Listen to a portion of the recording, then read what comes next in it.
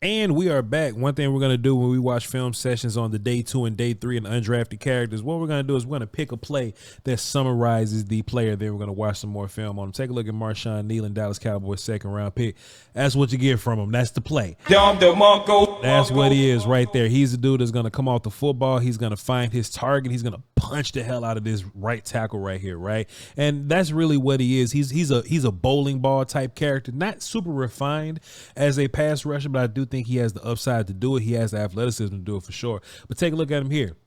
Coming off the line of scrimmage with high energy, boom, punch in the chest. He has arm length, bam, gonna extend on this guy, get rid of him, and go make a play in the run game. That's where I think he's really gonna make he's gonna make a lot of his money early, just as a run game defender. And you know, if he can do anything, he can roll out the bed right now and compete with Chauncey as like run game guy, or you know, work himself into the young D Law conversation. Okay, take a look at him on the right side of your screen here versus the right tackle. We'll run the play and then we'll come back and we're going to talk about it. Just that initial burst off the line of scrimmage and that punch and that jolt of power and energy that he's able to generate, right? I'm just using words like bowling ball, right? Let me show you how this play. Let me just show y'all this one. Marshawn's on the right side of your screen. He didn't necessarily make the play right here, but he's just taking people with him. He's just coming down, crashing, and he's showing this raw display of power. Now, we always talk about the Cowboys and the type of players that they like. I'm more so of the high floor guy, right? But if the Cowboys being the high traits team, I can pretty much, you know, understand why this makes sense for them, right? They want to take the player that's still young, that has room to develop, that still has a decent enough floor. I think he has a high floor as a run defender right now.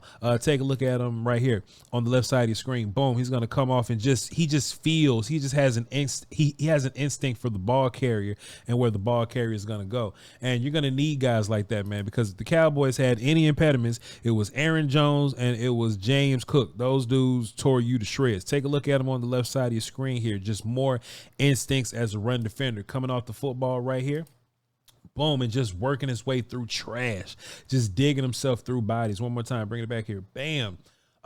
You know, and this is a real life football trait, right? Being able to stay aware, you know, when you're dealing with so much violence, okay, or you're dealing with so much traffic around you, you know what I mean? So he's going to come off the football here, and he's going to deal with this tight end, and he's on the back of this right tackle, and there's stuff going on in the backfield. I think one of the most underrated traits of what we should look for in run game, guys, is can you find the football while dealing with the mess in front of you, okay?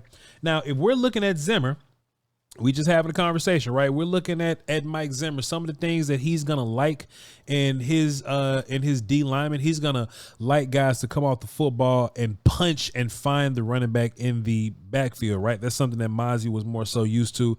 And Kneeland's definitely going to be good at that, as opposed to the Dan Quinn style where we're getting upfield quick, fast, and in a hurry. In Dan Quinn's system, Kneeland may be a guy that'll be over aggressive on certain plays because he's so busy trying to get upfield and bust ass on somebody, right? But the fact that, you know, we're going into an approach that's much more patient, not patient, but just much more aware of the backfield. I wanted to highlight this play because take a look at him using the arm length right here. Coming off the line of scrimmage, boom, being long-armed, but he's still being strong while being long-armed. Pardon the pixelation, we'll run it back. Being strong while being long-armed, being able to pick up this right tackle and really take him backwards. I think that's something important. Why? Because I can look at that trait and translate that directly into, okay, well, when it's time to like two gap people, like that's what time he's gonna be on. Like if you know, Mike Zimmer says, all right, this is what we're gonna do in the passing game.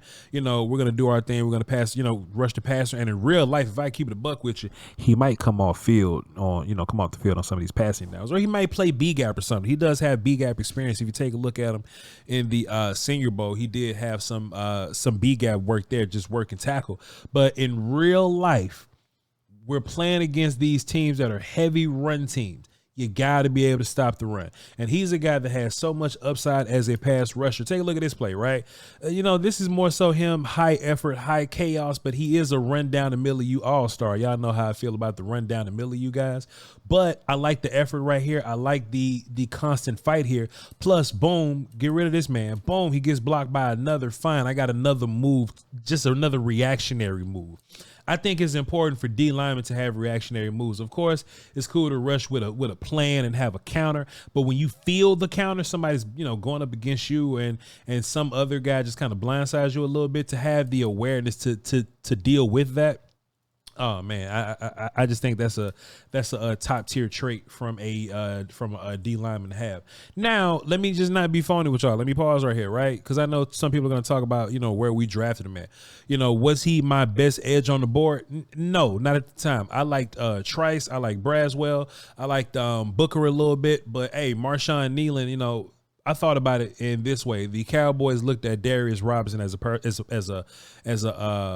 a possible first round option for you yesterday, and Darius Robinson gets busy in the run game. So if you miss out on Darius Robinson, you're probably trying to make up with another run blocking style edge guy, right? Hey, that's just the life we're gonna live with Marshawn Kneeland here.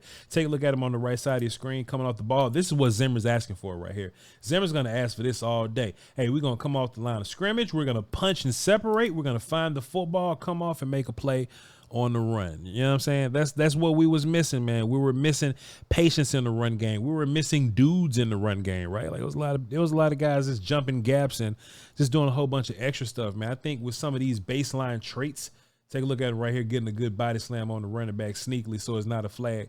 I don't think you're going to be able to block him with a tight end on the next level here. Just him being a guy that got some pretty good size on him, 260 or something, 270, possibly something like that. I think he's a dude that can line up and play for you. He's not in his man body just yet, but that's what the projection is for. That's what the idea is for. So I think he's going to have to give you meaningful reps early in his life. But hey, man, once he man bodies up and he works on some of that, pass rush technique, some of the nuance of it, I think that's going to be the idea here. And if we're talking about Cowboys picks, there's always some upside to Cowboy picks, man. So anyway, that's all I got for y'all, man. That's Marshawn Kneeland. That's the film session on, and we'll tap in with y'all another time. We're going to be watching film on patreon.com/vochlombardi. Y'all come over there and tap in with me. Salute.